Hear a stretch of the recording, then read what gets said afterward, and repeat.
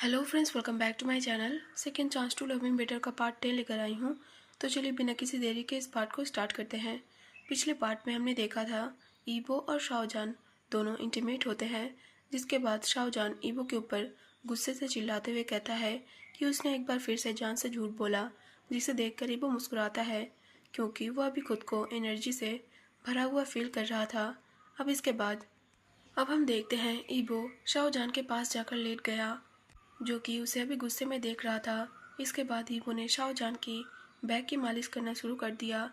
उसे ऐसा करता देख शाओजान ईबो से दूर हटने की कोशिश करता है, लेकिन फिर उसे बहुत ज़्यादा दर्द होता है तो वो कहीं भी नहीं जा पाता है। शाओजान ने सोचा कि उसकी सबसे बड़ी गलती यह है कि वो इस बीस्ट पर भरोसा कर लेता है, क्योंकि ये बीस्ट उसे ऐसा दिखाता है जैसे कि वो सच में एक बार से ज़्यादा नहीं करने वाला है। वो उसके सामने जितना हो सके उतना इनोसेंट दिखने की कोशिश करता है, लेकिन अभी वो पैरालाइज्ड फील कर रहा है। वो बिल्कुल भी बेड से हिल नहीं सकता है।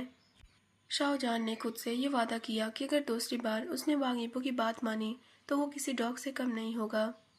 उसे इस बीस्ट से थोड़ा दूर रहना होगा, जो कि उसके सामने बहुत ही क्यूट और इनोसेंट होने का दिखावा करता है। इसके बाद हम देखते हैं ईबो शाओजान से कहता है, गुस्सा मत हो बाउबे, अगली बार से मैं सॉफ्ट रहूँगा और अपना प्रॉमिस पूरा करूँगा। इस बार तो डेविल था जिसकी वजह से मैं तुम्हारे साथ इतना ज़्यादा रफ हो गया। उसकी बात पर शाओजान ने अपनी आइस रोल की। शाओजान ने ईबो को कोई आंसर नहीं किया क्योंकि शाओजान अभी चुप रहना चाहता था और थोड़ा वेट करना चाहता था ताकि वो बेहतर फील करे, और जिसके बाद वो बेड से उठकर थोड़ा चलने की कोशिश करेगा। और जब वो ठीक से चलने लगेगा तो वो इस डेविल से दूर हो जाएगा, जो कि हमेशा भूखा रहता है। इसके बाद वो ईबो को सबक सिखाने के लिए उसे कई दिनों तक भूखा रखेगा, क्योंकि ईबो की डिक्शनरी में सेटिस्फाइड वर्ड मौजूद ही नहीं है। अब हम ये बिंग को देखते हैं, जो कि ली जुन के प्लान बनाने और उसके आगे रास्ता दिखाने का इंतज़ार कर रही थी। लेकिन 3 वीक्स बीत चुके थे, ली जुन अभी भी कुछ नहीं कर रहा था। और जब ये बिंग ने ली जुन से बात करने की कोशिश की तो ली जुन ने उसे इग्नोर किया। हम देखते हैं ये बिंग गुस्से में चिल्लाते हुए कहती है, क्या वो बास्टर्ड मेरे पास आकर मेरा मजाक उड़ाना चाहता था? शायद मुझे इतना ज़्यादा इम्पेशेंट देखना यही उसका प्लान रहा होगा। मैं सच में एक बेवकूफ़ थी जो उस कमीने पर भरोसा कर बैठी। इतना बोलते हुए ये बिंग अपने नेल्स को अपने हाथों में इतने ज़ोर से गड़ा रही थी कि अब उसका हाथ कट गया था और खून फर्श पर गिरने लगा था। लेकिन उसे देखकर ऐसा फील हो रहा था जैसे कि उसे बिल्कुल भी पेन फील नहीं हो रहा है। ये बिंग ने सोचा उसे बस वांग ईबो की ज़रूरत है और किसी की नहीं। अगर उसे वांग ईबो नहीं मिला तो ईबो किसी को भी नहीं मिलेगा। ईबो सिर्फ उसका है और वो किसी भी गेयर को, किसी भी एरे गहरे पर्सन को ईबो को खुद से दूर नहीं ले जाने देगा। वो ईबो को अपनी ऐसी चीज़ समझ रही थी जिसे कि वो किसी के साथ भी शेयर नहीं करेगी, क्योंकि अभी ली जुन उसकी किसी भी तरीके से मदद नहीं कर सकता। तो इसीलिए उसने खुद ही प्लान बनाने और आगे बढ़ने का डिसाइड किया। ये बिंग ने सबसे पहले शाओजान के पास जाने का डिसाइड किया, क्योंकि जब शाओजान से निपटने की बात आती है तो उसे किसी की भी ज़रूरत नहीं पड़ती है। वो शाओजान तो बस एक बेकार गेयर है, और भले ही अगर उसे वांग यीबो को वापस पाने के लिए शाओजान को मारना होगा तो वो ऐसा भी कर सकती है। हम देखते हैं ये बिंग खुद से बड़बड़ाते हुए कहती है, शाओजान तुमने मुझे ऐसा करने के लिए मजबूर किया है। इसके बाद तुम मुझे ब्लेम नहीं कर सकते, क्योंकि वांग यीबो मेरा है और तुम ऐसे ही वांग यीबो को मुझसे चुरा नहीं सकते। इतना बोलकर ये बिंग उस जगह से बाहर चली गई जहाँ पर वो अभी थी। जब से ईबो ने उसके साथ ब्रेकअप किया है तब से ये बिंग के पास रहने के लिए कोई जगह नहीं है, क्योंकि ईबो ने ये एश्योर किया था कि उसने ये बिंग को जो कुछ भी खरीद के दिया है वो उससे वापस ले ले, जिसमें कि कार, घर और यहाँ तक कि उसके बैंक अकाउंट के पैसे भी शामिल थे। अब ये बिंग के पास बस एक ही चीज़ बची थी, वो है एक्सेसरीज। वो बिना देखे ही ये बता सकती है कि शाओजान अभी भी पहले वाला ही डरपोक जान होगा। अब ये बिंग के पास कोई भी जगह नहीं बची थी, तो इसीलिए ये बिंग को जो भी जगह मिलती थी वो इधर से उधर कभी कभार एक दो रात बिताया करती थी। ये बिंग ये इमेजिन करती है कि शाओजान उसकी ऐसी हालत जानकर अभी हंस रहा होगा, लेकिन ये सब ज़्यादा देर तक नहीं चलेगा, क्योंकि शाओजान की मुस्कुराहट जल्द ही गायब हो जाएगी, क्योंकि ये बिंग उसे मारने वाली है। अब हम टाइम स्किप करके देखते हैं। 3 महीने पहले ही बीत चुके थे और अब लू बाई को कभी भी लिवर पेन हो सकता था और वो कभी भी बेबी को बर्थ दे सकता था। अगर पहले के लू बाई को अभी के लू बाई से कंपेयर किया जाए तो पहले की तुलना में अब का लू बाई ज़्यादा अच्छा था, क्योंकि उसे बहुत दिनों से हेल्दी फूड, केयर और लव दिया जाता था और उसे अब कोई भी टॉर्चर नहीं करता था। दूसरी ओर ली सी, जो कि अक्सर वांग यीबो के घर आया करता था और लू बाई से माफ़ी मांगा करता था, लेकिन लू बाई ने ली सी से मिलने से इनकार कर दिया क्योंकि वो ली सी को दूसरा मौका नहीं देना चाहता था। लू बाई अब ली सी के साथ अपनी मैरिज को कंटिन्यू नहीं रखना चाहता था, इसलिए उसने ली सी से डिवोर्स भी देने के लिए कहा। दूसरी ओर शाहजहान ने जैसे प्लान बनाया था उसने अपने प्लान पर वैसे ही काम करना कायम रखा और अब शाहजहान के लाइफ में सब कुछ ठीक चल रहा था। उसने काफ़ी पैसा कमाया जिसे कि वो अपना कह सकता है। शाहजहान के अब काफ़ी फैंस भी हैं जो कि उसकी पेंटिंग की तारीफ करते हैं और सच में उसके काम को पसंद करते हैं और अब तक शाहजहान ने अपने कई कामों को बेचा है। अब हम देखते हैं आज जब शाहजहान अपने लैपटॉप को खोलता है, ऑनलाइन आता है, तो उसने अपने एक ऐसे फ़ैन को देखा जिसने कि उसे प्राइवेट मैसेज किया था। मैसेज को रीड करके शाहजहान बहुत ज़्यादा शॉक्ड हो गया। इसके बाद उसने बिल्कुल भी टाइम वेस्ट नहीं किया और वो तुरंत अपने हस्बैंड की ओर भागा जो कि अभी स्टडी रूम में था। इसके बाद शाहजहान ने लैपटॉप को वहीं के टेबल पर रखा और वो अपने हस्बैंड के गोद में बैठ गया। इसके बाद शाहजहान ने वांग यीबो को वो मैसेज दिखाते हुए कहा, हस्बैंड ये देखो, ये पर्सन चाहता है कि मैं उसके लिए सिर्फ एक नहीं बल्कि बहुत सारी डिज़ाइनें बनाऊं और उसने मुझे पहले ही थीम समझा दी है। वो पैसे भी देना चाहता है, वो भी बहुत ज़्यादा। भले ही वो पैसे मेरे लिए टिप हों, लेकिन वो बहुत ज़्यादा हैं। उस पर्सन ने कहा है कि वो अब्रॉड में रहता है और उसे मेरा काम बहुत ज़्यादा पसंद है। इसके बाद शाहजहान ने एक बार अपने हस्बैंड की ओर देखा और उसने बोलना कंटिन्यू करते हुए कहा, वो इतनी बड़ी रकम मुझे दे रहा है, क्या आपको लगता है कि वो पर्सन मुझे ठगने की कोशिश कर रहा है? शाहजहान ने सोचा भले ही वो पैसे को बहुत ज़्यादा पसंद करता है और बहुत लालची है, लेकिन फिर भी वह ऐसे ही अपने किसी कस्टमर को झूठ बोलकर पैसा नहीं कमाना चाहता है। जब पहले उसके बहुत सारे फैंस को ये पता चला कि वो एक गियर है तो बहुत सारे लोगों ने उसे अनफॉलो कर दिया और उन्होंने शाहजहान के लिए गंदे और भद्दे कमेंट भी किए। लेकिन शाहजहान ने कभी भी हार नहीं मानी, बल्कि उन लोगों को ये दिखाया कि वो जो चाहता है वो करके रहेगा और वो हार नहीं मानेगा, इसीलिए वो अपने काम पर डटा रहा। इसके बाद ईबो ने शाहजहान को आंसर करते हुए कहा, उस पर्सन ने तुम्हें अपनी पर्सनल डिटेल्स दी हैं और वो तुमसे बात करना चाहता है, तो ठीक है, मैं भी इस बारे में जांच करूंगा और फिर तुम्हें इन्फॉर्म करूंगा। उसने कहा है कि उसका नाम सियाओ गू है और वो अमेरिका जाने से पहले बीजिंग में रहा करता था। इसके बाद ईबो ने अपने सिक्योरिटी को कॉल किया और उसे सारी बातें इन्फॉर्म की कि उसे आगे क्या करना है। वांग यीबो जानता है कि इस पूरे बीजिंग में बहुत सारे सियाओगू नाम के आदमी हैं, लेकिन ये पर्सन जिस तरीके से अमीर लग रहा है, इसे परखना आसान है। वो जल्द ही इस पर्सन को खोज लेगा। इसके बाद वांग यीबो ने शाहजहान से कहा, वैसे जान उसे ध्यान से देखो, भले ही वो बूढ़ा लगता है लेकिन वो किसी तरह थोड़ा थोड़ा तुम्हारी जैसा दिखता है। हालांकि वो पूरी तरीके से तुम्हारे जैसा नहीं है, लेकिन तुम्हें उसे क्लोजली देखना चाहिए। वो सच में तुम्हारी तरह ही दिखता है और वो भी एक गैर है। ईबो की बातों पर शाहजहान ने अपनी आइस रोल की और उसने अपने हस्बैंड की बातों को सीरियसली नहीं लिया। शाहजहान ने सोचा वो बचपन से ही ऑर्फनेज में बड़ा हुआ है और जब शाहजहान समझने काबिल हुआ तो उस ऑर्फनेज के मालिक ने उसे बताया कि शाहजहान जब बहुत छोटा था तो उसे किसी ने सादे कपड़े में लपेट कर ऑर्फनेज के बाहर छोड़ दिया था और जब ऑर्फनेज के मालिक ने शाहजहान को उठाया था तो शाहजहान के पास एक पेपर था जिसमें कि उसका नाम लिखा हुआ था। उस पेपर में ये भी बताया गया था कि जान के मॉम एंड डैड ऑलरेडी ही मर चुके हैं और ये नाम उसके मॉम एंड डैड ने ही अपने मरने से पहले जान के लिए डिसाइड किया था। और वहाँ पर काम करने वाले लोगों ने शाहजहान को ये भी बताया कि अगर जान को वहाँ से जल्दी नहीं उठाया गया होता तो जान जल्द ही हाइपोथर्मिया से मर सकता था। और जब शाहजहान को उस ऑर्फनेज में पाया गया था तब ये पता लगाना मुश्किल था कि शाहजहान के मॉम एंड डैड कौन हैं और अगर वो लोग सच में मर गए हैं तो उन लोगों को कहाँ दफनाया गया है। इसके बाद शाहजहान ने वांग यीबो से कहा, जब उन लोगों ने मुझे पाया था तब मैं सिर्फ कुछ दिन का था और मेरे मॉम एंड डैड ऑलरेडी ही मर चुके थे, लेकिन कोई भला पर्सन मुझे उस ऑर्फनेज के डोर पर छोड़ गया था। इतना बोलकर शाहजहान ने अपने काम को करना शुरू कर दिया जो कि उसके कस्टमर ने उसे करने के लिए कहा था। वो उस कस्टमर को ठगना नहीं चाहता था, लेकिन बस उसे अपना काम करना पसंद था, इसीलिए वो अपना काम कर रहा था। शाओजान और वांग यीबो को बिल्कुल भी ये आइडिया नहीं था कि ये बिंग उस ऑर्फनेज में गई थी जहाँ की शाओजान पहले रहा करता था।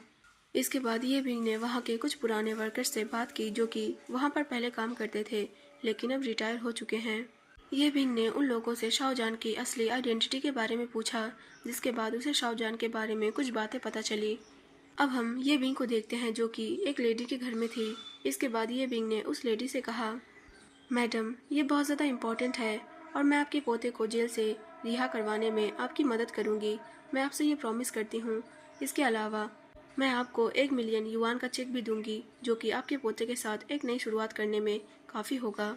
बस आपको मुझे उस बच्चे के बारे में जो कुछ भी पता है वो सब कुछ बताना होगा, जिसका नाम शाओजान था। दूसरी ओर बूढ़ी लेडी जो कि ये बिंग की बातें सुन रही थी और ये बिंग की बातें सुनकर उसके आंखों के भाव बदल गए और वो ये बिंग को डाउटफुल नज़रों से देखने लगी। उस बूढ़ी लेडी ने सोचा 2 दशकों से ज़्यादा टाइम बीत गया है लेकिन उस शाओजान के बारे में किसी ने भी कोई बात नहीं पूछी। लेकिन आज उसे ये जानकर शॉक फील हुआ कि ये लेडी आखिर शाओजान के बारे में क्यों जानना चाहती है और वो इतनी क्यूरियस क्यों है, और यहाँ तक कि ये लड़की उसके पोते को रिहा करवाने और उसकी मदद करने के लिए भी तैयार है। इसके बाद बूढ़ी लेडी ने ये बिंग से कहा, क्या मैं ये जान सकती हूँ कि आखिर तुम शाओजान के बारे में क्यों जानना चाहती हो? उसकी बात का आंसर करते हुए ये बिंग ने कहा, मेरा कोई बुरा इरादा नहीं है और भले ही मैं आपसे उसके बारे में पूछ रही हूँ, मैं आपसे वादा करती हूँ मेरे अलावा उसके बारे में और किसी को भी पता नहीं चलेगा। इसके बाद वो बूढ़ी लेडी सालों पहले की बात सोचने लगती है। सालों पहले उसे एक बहुत बड़ी रकम दी गई थी शाओजान को मारने के लिए और उस लेडी ने उन पैसों को ले भी लिया था और उसने उन लोगों से वादा किया था कि वो उस गेर को मार देगी। इसके बाद लेडी ने शाओजान को ऐसे ही ठंड के मौसम में खुला छोड़ दिया था और इंतज़ार करने लगी कि शायद शाओजान अकेले ही मर जाएगा। लेकिन चमत्कारी रूप से बच्चा घंटों तक उस ठंड के मौसम में नहीं मरा और वो लेडी घंटों तक शाओजान के मरने का इंतज़ार करने लगी। लेकिन जब आखिरकार उसने देखा कि शाओजान नहीं मरा है तो उसने उस बेबी को एक मौका देने का डिसाइड किया। दूसरी ओर ये बिंग जो कि शाओजान की पूरी स्टोरी सुनती है और वो क्यूरियसली उस लेडी से पूछती है, तो क्या तुम्हें ये पता है कि वो लोग कौन थे जिन्होंने शाओजान को उस ऑर्फनेज में छोड़ा था? उसकी बात का आंसर करते हुए उस लेडी ने कहा, मुझे पता है कि ये एक कपल थे जो कि बहुत ज़्यादा अमीर लग रहे थे और वो दोनों शाओजान को अपने साथ लाए थे। मुझे अच्छी तरीके से याद है कि मैंने उन दोनों के रहने का एड्रेस लिख लिया था। इतना आंसर करते ही वो बूढ़ी लेडी ये बिंग की मदद से उठकर खड़ी हो गई और लगभग 10 मिनट तक खोजने के बाद उसने एक कागज़ का टुकड़ा निकाला जिसे कि उस लेडी ने बहुत ही हिफाजत से रखा हुआ था। इसके बाद ये बिंग ने उस बूढ़ी लेडी के हाथ से वो कागज़ का टुकड़ा ले लिया और उस पते को देखकर मुस्कुराई, लेकिन उसकी मुस्कान उसकी आइज़ तक नहीं पहुंच रही थी। ये बिंग ने सोचा, शाओजान एक साबित बच्चा है, यहाँ तक कि उसके मॉम एंड डैड भी ये नहीं चाहते थे कि शाओजान जिंदा रहे। एक ऐसा गियर जो कि सिर्फ एक बैड लक है और अभी शाओजान वांग यीबो के साथ है तो उसके बैड लक की वजह से वांग यीबो के ऊपर भी असर पड़ेगा। वो जो कुछ भी कर रही है वो बिल्कुल सही कर रही है। वो वांग यीबो से उस बैड लक को दूर कर देगी और उसे पूरा यकीन है कि जब वांग यीबो को बाद में इस बारे में पता चलेगा तो वो ये बिंग को इस बात के लिए धन्यवाद देगा। इसके बाद हम देखते हैं ये बिंग उस बूढ़ी लेडी से कहती है, thank you so much grandma, आपका पोता आधे घंटे में 10 लाख युआन के साथ आपके पास आएगा और आप दोनों यहाँ से चले जाएंगे और कहीं और जाकर एक न्यू लाइफ शुरू करेंगे। इतना बोलकर ये बिंग उस बूढ़ी लेडी के उस जर्जर अपार्टमेंट से बाहर निकल गई। ये बिंग को अब तक उसके अपार्टमेंट में मितली महसूस हो रही थी। उसे ऐसा फील हो रहा था जैसे कि वो वॉमिट कर देगी, लेकिन उसे पेशेंस रखना था और अपने काम को निकलवाने के लिए उसे अच्छा होने का दिखावा करना कंटिन्यू रखना था। इसके बाद ये बिंग ने बिल्कुल भी टाइम वेस्ट नहीं किया। उसने तुरंत अपना फ़ोन निकाला और दूसरी तरफ मौजूद लोगों से बात की। जिस चीज़ के लिए ये बिंग यहाँ पर आई थी वो चीज़ उसे मिल गई थी। इसके बाद उसने टाइम वेस्ट नहीं किया और उसने तुरंत टैक्सी ली और उसने उस एड्रेस को फॉलो किया जहाँ की वो शाओजान के मॉम एंड डैड के रहने का उम्मीद कर रही थी। उस एड्रेस पर पहुंचकर ये बिंग को एक मीडियम साइज का मेंशन दिखा जो कि बहुत ज़्यादा बड़ा तो नहीं था, लेकिन देखकर ही पता चल रहा था कि इस घर में रहने वाले लोग ज़रूर अमीर होंगे। इस बात को सोचते हुए ये बिंग को शाओजान से जेलसी फील हुई कि शाओजान पहले जिस फैमिली में रहता था वो फैमिली भी कितनी ज़्यादा अमीर थी, तभी तो वो अमीर लोग इतने ज़्यादा बेरहम निकले कि उन्होंने कुछ दिनों के बच्चे को मारने के लिए किसी को पैसा दिया और 2 दशकों तक किसी को भी इस बारे में कुछ भी पता नहीं चला। इसके बाद ये बिंग ने खुद से बड़बड़ाते हुए कहा, शाहजहान, मुझे सच में तुम्हारी तारीफ करनी होगी। तुम सिर्फ एक अच्छे परिवार से ही नहीं आते थे, बल्कि तुम्हारी फैमिली बहुत ज़्यादा क्रूल भी थी। इतना बोलकर ये बिंग ने उस मेंशन के डोर को नॉक किया। कुछ मिनट बाद डोर को एक लेडी ने खोला जिसने कि महंगे कपड़े पहने हुए थे और उसने बहुत सारी एक्सेसरीज भी पहनी हुई थी। उसका फेस मेकअप से भरा हुआ था और वो ये बिंग को ऊपर से नीचे तक देख रही थी। इसके बाद उस लेडी ने ये बिंग से पूछा, तुम कौन हो और तुम यहाँ क्या कर रही हो? उस लेडी के फेस पर गर्व भरा हुआ था। उस लेडी के फेस को देखकर ऐसा लग रहा था जैसे कि यह पहली बार नहीं है जब किसी ने उसके डोर को ऐसे नॉक किया है, क्योंकि वो अपने बेटे से बहुत ज़्यादा परेशान आ चुकी है। उसका बेटा हर दिन किसी न किसी लड़की के साथ सोता है और उसे प्रेग्नेंट कर देता है, और जिसके बाद वो लड़कियां ऐसे ही आकर उसके डोर पर नॉक करती हैं और उसे कहती हैं कि उसके बेटे ने उनको प्रेग्नेंट कर दिया है। इसके बाद ये बिंग ने उस लेडी को कोई आंसर नहीं किया, बल्कि ये बिंग ने उस लेडी से पूछा, मैडम, मैं श्योर नहीं हूँ, तो क्या आप मुझे बता सकती हैं कि क्या आप मैडम यू हैं? ये बिंग उस लेडी को देखकर कहीं ना कहीं ये बता सकती थी कि यह वही लेडी है, लेकिन फिर भी उसने खुद को कंफर्म करने के लिए उस लेडी से एक बार फिर से पूछा।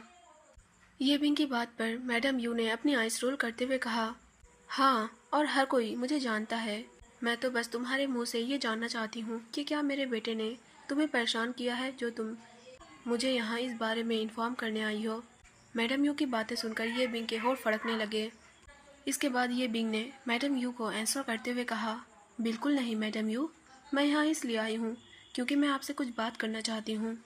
उसकी बात पर मैडम यू ने कहा, तुम क्या कहना चाहती हो? तुम इसे यहीं पर कह सकती हो। मैडम यू की बातों से किसी भी तरह से ये बिंग परेशान नहीं थी। इसके बाद ये बिंग ने अपने फेस पर स्माइल के साथ मैडम यू से कहा, मुझे शक है कि क्या मैडम यू 20 साल पहले ऑर्फनेज में जो कुछ भी हुआ था इस बारे में बात करने में दिलचस्पी रखती हैं, और अगर आप यही चाहती हैं तो मैं इस बात को यहीं पर कहने के लिए पूरी तरीके से तैयार हूँ।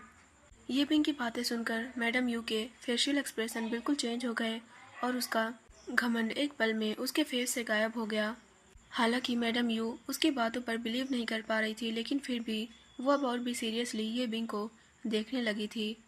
ये बिंग, जो कि मैडम यू के फेशियल एक्सप्रेशन को देखकर काफ़ी ज़्यादा सेटिस्फाइड फील कर रही थी, ये बिंग ने सोचा वो लोगों को डरा हुआ और हेल्पलेस देखना पसंद करती है और उसे अभी ऐसा फील हो रहा है कि वो इस लेडी के साथ जो चाहे वो कर सकती है।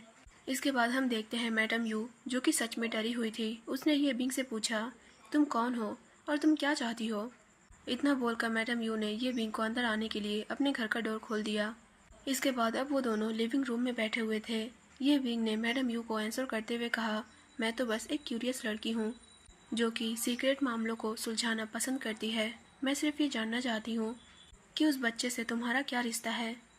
मैडम यू, जो कि अपने सामने बैठी लड़की को देखती है, इसके बाद उसने डिसाइड किया कि वो इस लड़की से सब कुछ सच सच बताएगी, वो कुछ भी नहीं छिपाएगी, क्योंकि वो नहीं चाहती है कि उसकी फैमिली टूट जाए और उसे बाद में इसके लिए पछताना पड़े।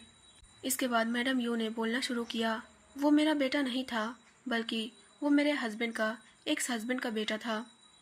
क्योंकि मेरे हस्बैंड मुझसे बहुत ज़्यादा प्यार करते थे, इसीलिए वो मेरे साथ फैमिली शुरू करना चाहते थे।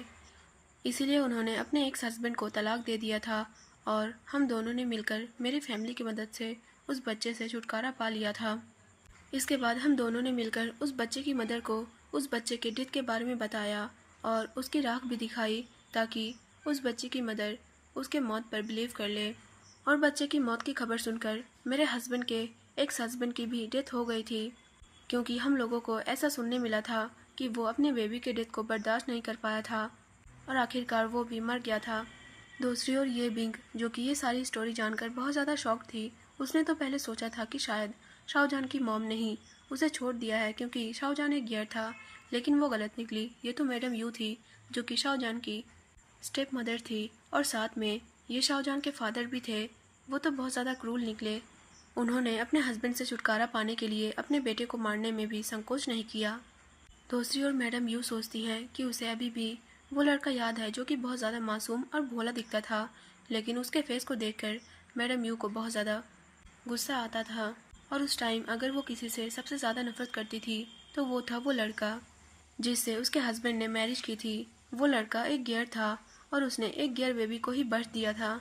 उसके हस्बैंड का एक्स हस्बैंड जो कि बहुत ज़्यादा सॉफ्ट हार्टेड था और वो हर टाइम किसी की भी मदद करने के लिए तैयार रहता था। मैडम यू ने सोचा आखिर अच्छा होने में इतना अच्छा क्या है। उसका हस्बैंड उन दिनों में उसका लवर था। वो दोनों सीनियर हाई स्कूल से एक साथ थे, लेकिन जब वो दोनों कॉलेज में गए तो वो दोनों अलग हो गए और मैडम यू आगे पढ़ाई करने के लिए दूसरे देश में चली गई। लेकिन जब वो वापस आई तो उन्हें पता चला कि उसके लवर मिस्टर यू ने पहले ही मैरिज कर ली है और वो अब एक मैरिड मैन है।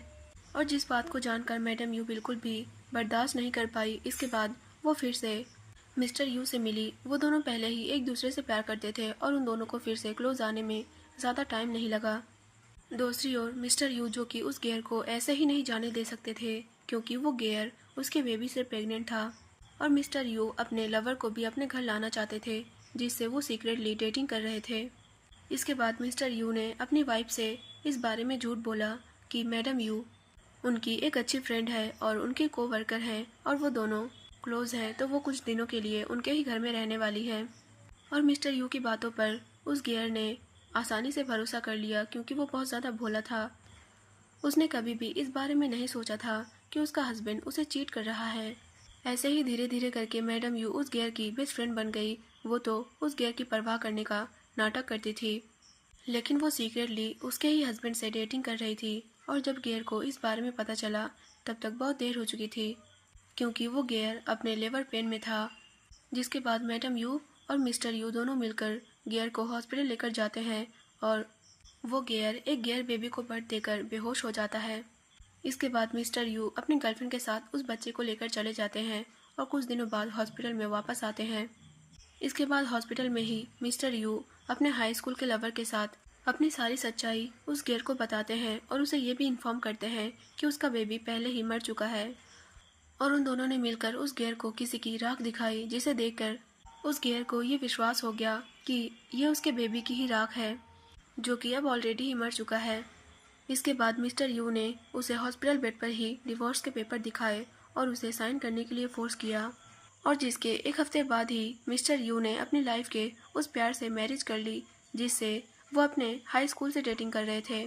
मैडम यू को ये अभी भी अच्छी तरीके से याद है कि उस गेयर का नाम शियागू था और वो कहा करता था कि अगर उसने एक गेयर बेबी को बर्थ दिया तो वो उसका नाम शाओजान रखेगा। तो गाइस आज के लिए बस इतना ही। आप लोगों को ये पार्ट कैसा लगा कमेंट सेक्शन में ज़रूर बताना और अगर वीडियो पसंद आया हो तो वीडियो को लाइक ज़रूर कर देना। तो आगे स्टोरी और भी ज़्यादा इंटरेस्टिंग होती जा रही है। आप लोगों को शाओजान के मदर के बारे में जानकर कैसा लगा, जो कि इतना ज़्यादा पहले ही सफ़र कर चुकी हैं, लेकिन आई थिंक अब शाओजान के मदर को जान के बारे में पता चल चुका है और वो अब जान के क्लोज आने की कोशिश करेंगी शायद। तो आप लोगों को क्या लगता है आगे स्टोरी में क्या होने वाला है, आप लोग कमेंट बॉक्स में ज़रूर बताना। तो फिर मिलते हैं इस एपिसोड के नेक्स्ट पार्ट में, तब तक के लिए बाय बाय।